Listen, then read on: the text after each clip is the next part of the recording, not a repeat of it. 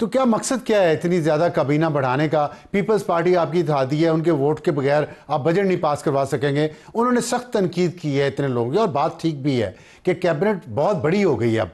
तो आपके ख्याल में इतना बड़ा शिप संभाला जाएगा, या कम लोगों के साथ लीन मीन एफिशिएंट मशीनरी ज़्यादा बेहतर थी?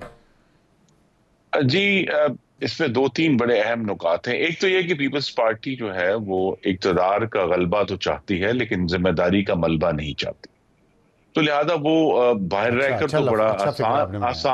आसान है तनकीद करना कि जी ये देखें ऐसे हो गया वैसे हो गया। बहुत सारे ऐसे इश्यूज हैं। मसलन बहुत अरसे तक जो वजारत पानी थी वो खाली रखी गई कि ताकि पीपल्स पार्टी के वज़रा आकर उसको संभालें।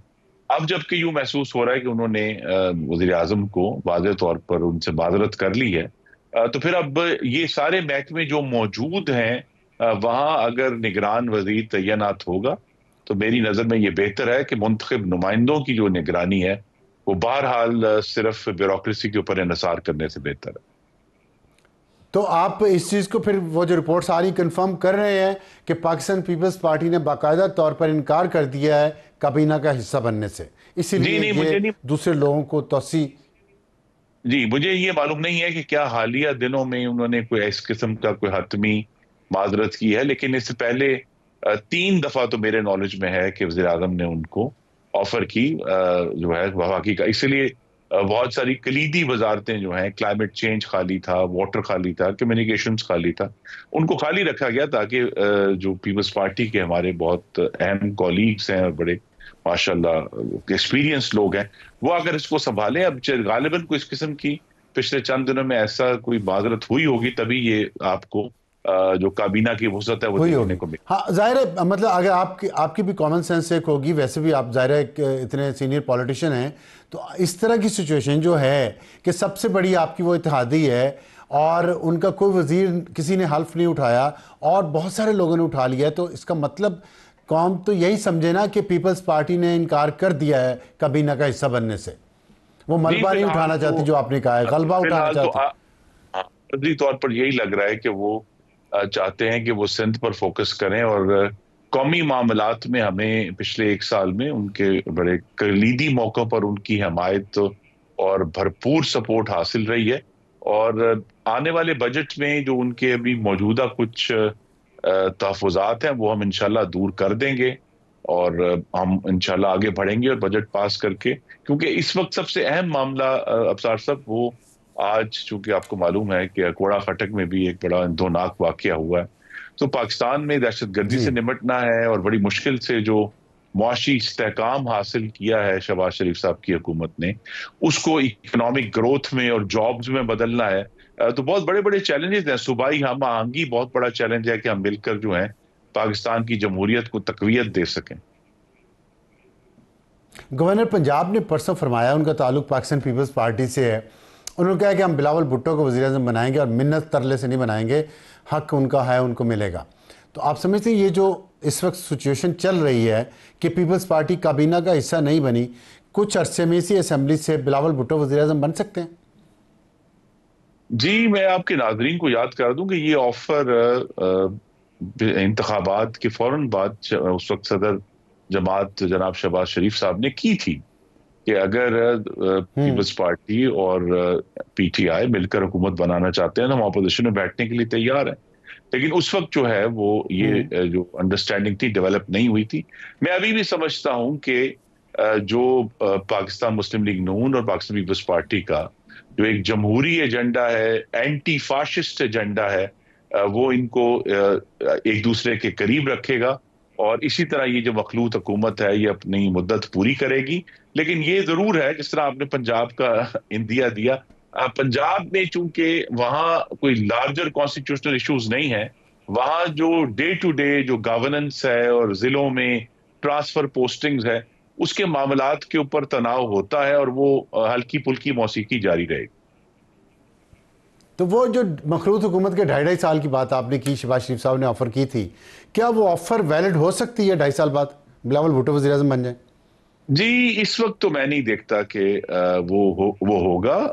न्यूमेरिकली कौमी अच्छा। असम्बली में जो तादाद है उसके तहत ये मुमकिन तो जरूर है। लेकिन पाकिस्तान अगर फॉर एग्जांपल जो मौशी इस्तेकाम, मसलन अगर महंगाई जो है वो 2.4% कम हो गई है, इंटरेस्ट रेट जो है वो आधा रह गया है, पाकिस्तान का जो करंट अकाउंट डेफिसिट है वो मुस्बत हो गया है, पाकिस्तान का जो ओवरऑल एक्सटर्नल अकाउंट है, डॉलर पिछले 16 महीने से, अगर ये इस्तेकाम हासिल ना हुआ होता तो फिर ये चांस था। लेकिन अब जबकि ये मौशी इस्तेकाम और स्टेबिलिटी हासिल हो गई है मुल्क के, और हमें अफसार साहब इस पर नहीं नजरअंदाज करना चाहिए कि सिर्फ वफाक पाकिस्तान की हुकूमत नहीं है, चारों सूबे भी अब बहुत बड़े स्टेक होल्डर्स हैं, और अल्हम्दुलिल्लाह चारों सूबों में अमन है और चारों सूबों की हुकूमतें जो है वो नॉर्मल तरीके से चल रही।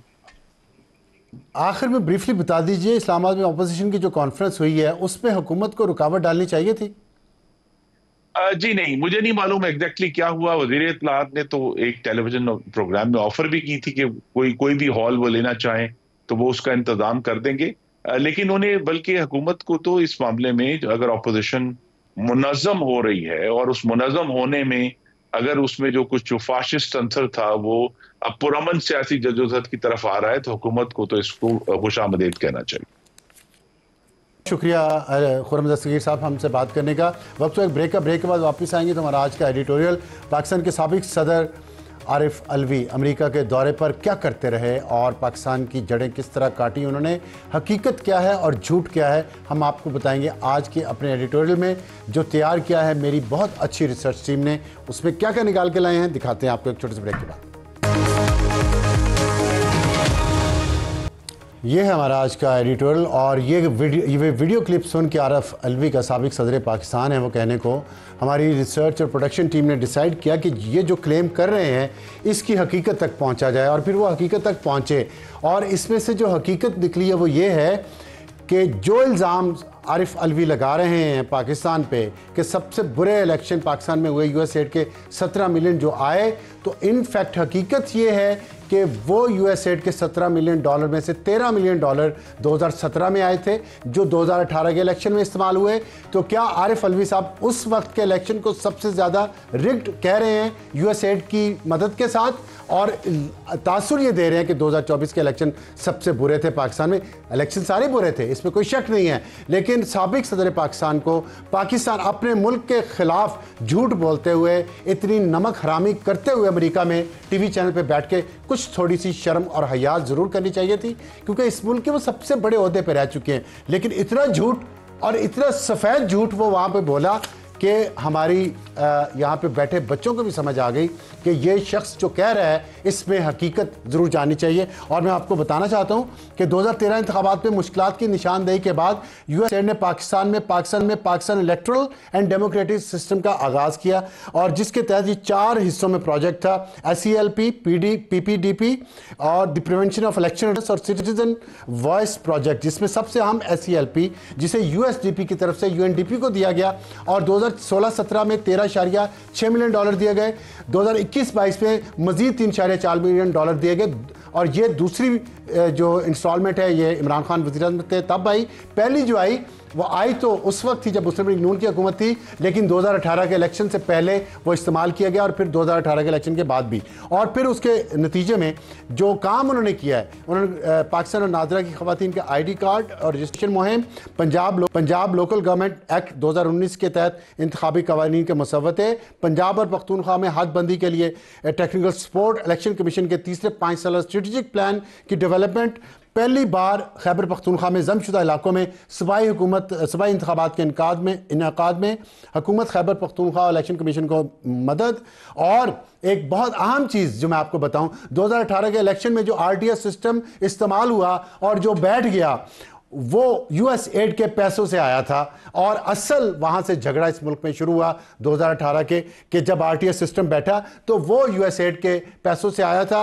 रिजल्ट्स मैनेजमेंट सिस्टम के एक प्रोग्राम शुरू किया गया था जिसके अंडर RTS आता है। तो आरिफ अलवी जो कह रहे हैं बात वो ठीक है, लेकिन वो है 2018 के इंतखाबात के बारे में, 2024 के इंतखाबात के बारे में नहीं है। तो झूठ बोलते हुए पता नहीं उन्होंने गिट्टे जोड़े थे कि नहीं जोड़े थे, लेकिन शर्म आती है कि ऐसे लोग पाकिस्तान के इतने आला तरीन ओहदों पर पहुंचे, बल्कि पहुंचाए गए।